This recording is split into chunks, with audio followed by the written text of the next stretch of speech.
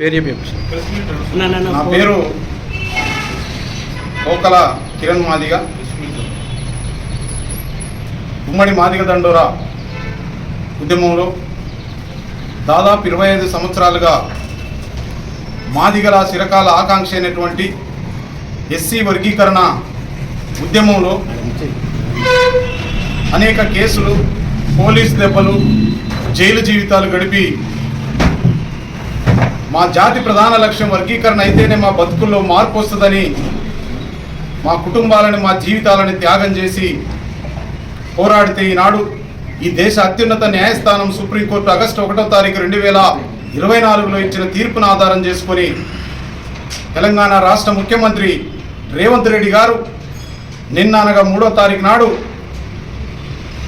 తీసుకున్నటువంటి కేబినెట్ నిర్ణయాన్ని అసెంబ్లీలో 4వ తారీఖు మొత్తం యావత్ సమాజం అంతా హర్షించే విధంగా వారు వర్గీకరణ అమలు చేస్తూ నిర్ణయం తీసుకోవటాన్ని తెలంగాణ మాదిగ సంఘాల మహాకూటమి, మాల మాదిగ ఉపకులాల ఐక్య మండలి హర్షం వెలుబుచ్చుతూనే ప్రధానంగా 30 సంవత్సరాల పోరాటం అట్టడుగునున్నటువంటి ఈ యొక్క రిజర్వేషన్ ఫలాలను నేటికి అందుకున్నటువంటి జాతి ఏదైతుందో వాళ్ళు ఈ రిజర్వేషన్ ఫలాలను పొందాలంటే ఈ యొక్క దళితులలో ఉన్నటువంటి సంపన్నులని ముందు దూరం చేయాలనేటటువంటి డిమాండ్తోనే ఈ 30 ఏళ్ళ ఉద్యమం జరిగింది.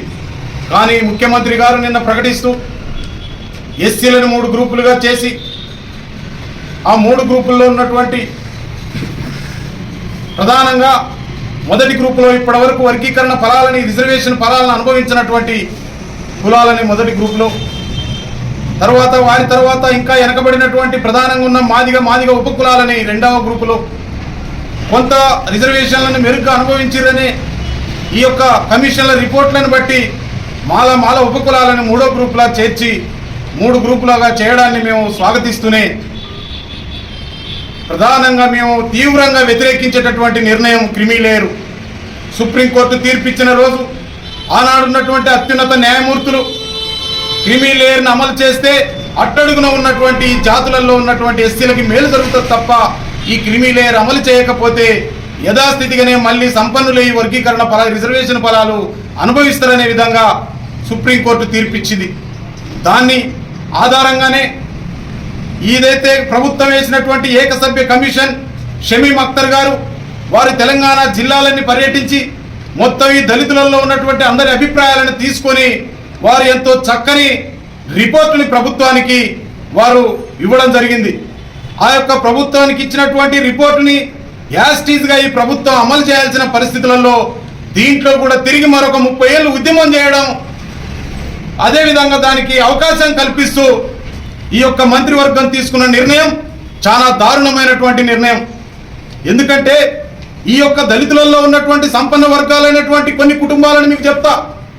ఈరోజు దళితులలో, మాలలలో ఉన్నటువంటి వెంకటస్వామి గారి కుటుంబం దాదాపు 50 సంవత్సరాలుగా అనేక పరిశ్రమలను స్థాపించి, అనేక మీడియా సంస్థలను స్థాపించి రాజకీయంగా ఈ నేటికి కూడా వెంకటస్వామి గారు, వారి కొడుకులు, వారి మనవళ్ళు, భవిష్యత్తులో మునిమనవరాలు కూడా ఈ రిజర్వేషన్లని అనుభవిస్తూ కిందున్నటువంటి నా దళితులకు అందే పరిస్థితి లేదు. అదేవిధంగా ఈరోజు ఏదైతే మనం మల్లు అనంతరాములు గారి కుటుంబం ఉన్నదో, మల్లు అనంతరాములు గారి తర్వాత మల్లు రవి గారు, మల్లు బట్టి విక్రమార్క గారు, భవిష్యత్తులో వారి కుమారులు, వారి మనవరాళ్ళు ఈ యొక్క దళితులను అడ్డం పెట్టుకొని వారే సంపన్నులుగా ఈ రిజర్వేషన్లు అనుభవించే స్థితి కనపడతా ఉంది కళ్ళ ముందే.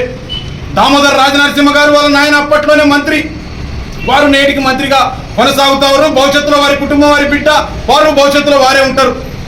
ఐఏఎస్, ఐపీఎస్ ఆఫీసర్ల కుటుంబాలలో ఉన్నవారు ఎంతో చక్కగా షమీమ్ అఖ్తర్ గారి కమిషన్ ఇచ్చిన రిపోర్టులో ఏదైతే ఎంపీలుగా, ఎమ్మెల్యేలుగా ఉన్న కుటుంబాలని, ఏదైతే గ్రేడ్ 1 ఆఫీసర్లుగా ఉన్నటువంటి కుటుంబాలని, జిల్లా చైర్మన్లుగా, జడ్పీ చైర్మన్లుగా ఉన్నటువంటి వారిని, మేయర్లుగా ఉన్నటువంటి వీరిని యొక్క రిజర్వేషన్ల నుంచి తొలగించి క్రిమిలేయర్ను అమలు చేయాలని చాలా చక్కని రిపోర్ట్ ఇస్తే ఆ యొక్క రిపోర్టుని ఈ మంత్రివర్గం కూర్చొని ఈ యొక్క కమిటీలో ఒక మాదిగ లేడు, ఒక మాల లేడు, కేవలం మాదిగ ఉపకులమైనటువంటి మల్లు రవిని చేర్చిరు. అందులో మాదిగ ఉపకులమైనటువంటి దామోదర్ రాజనరసింహ మోచిని చేర్చిరు.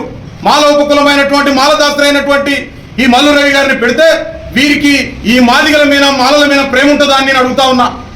ప్రేమ ఉంటే మీ కుటుంబాలే ఎప్పుడు రాజకీయంగా అభివృద్ధి చెందుతూ ముందుకెళ్తున్నారు. దయచేసి ఆ కమిటీలో నా మాదిగలు లేరు. దీన్ని కూడా ముఖ్యమంత్రి పరిశీలన చేయాల్సినటువంటి అవసరం ఉంది. ఒక మాదిగ మంత్రి లేడు, ఒక మాల మంత్రి లేడు.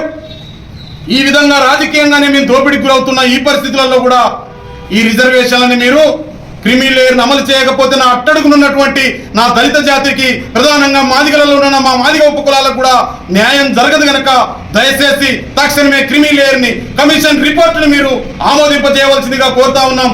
లేకపోతే ముఖ్యమంత్రి గారు మీరు తీసుకున్న గొప్ప నిర్ణయాన్ని ఒక పక్క మేము ఆనందిస్తున్నాయి, ఈ క్రిమీ లేయర్ని తిరస్కరిస్తున్నామని చెప్పడంతోనే మా గుండె ఎంతో ఆవేదన చెందింది. మా బిడ్డలలో ఇంకో మరొక అలజడి మొదలైంది.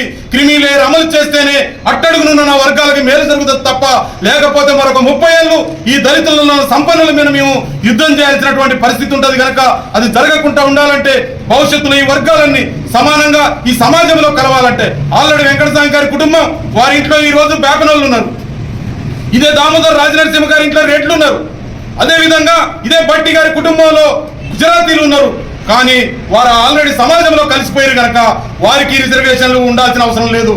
అట్టడుగునున్నటువంటి మన జాతులకి ఈ రిజర్వేషన్లు అమలు జరగాలంటే క్రిమీ లేయర్ ని ఏకసభ్య కమిషన్ రిపోర్ట్ ఇచ్చిన షమీం అఖ్తర్ గారి రిపోర్ట్ ని అమలు చేయకపోతే ఫిబ్రవరి 18వ తారీఖు నాడు నా అమర నిరాహార దీక్ష ఉంటది. ఈ 30 ఏళ్ళు ఈ జాతి ఔన్నత్యం కోసం, ఈ జాతి అభివృద్ధి కోసం మా ప్రాణాలు అడ్డుపెట్టి పోరాడినాం. తిరిగి అదే దోపిడీ మళ్ళీ చేస్తామంటే క్షమించేదే లేదు. మా ప్రాణం పోవడమా, మా యొక్క క్రిమీ లేయర్ అమలు చేయడమా తేల్చుకుంటామని చెప్పేసి ముఖ్యమంత్రి గారికి విజ్ఞప్తి చేస్తూ మీరు పునరాలోచన చేసి మరొకసారి ఆలోచన చేయాలిగా కోరుతూ, ఇప్పటి వరకు ఈ వర్గీకరణ ఉద్యమంలో సహకరించిన ప్రతి ఒక్క వర్గానికి, ప్రతి ఒక్క పార్టీకి, ప్రతి ఒక్కరికి శిరస్సు ఉంచి మీ అందరికి, మా జాతికి మేలు చేసిన అందరికీ అండగా నిలబడి అందరికి కృతజ్ఞత తెలియజేస్తూ సెలవు తీసుకున్నాను. జై భీమ్, జై తెలంగాణ, జై భారత్.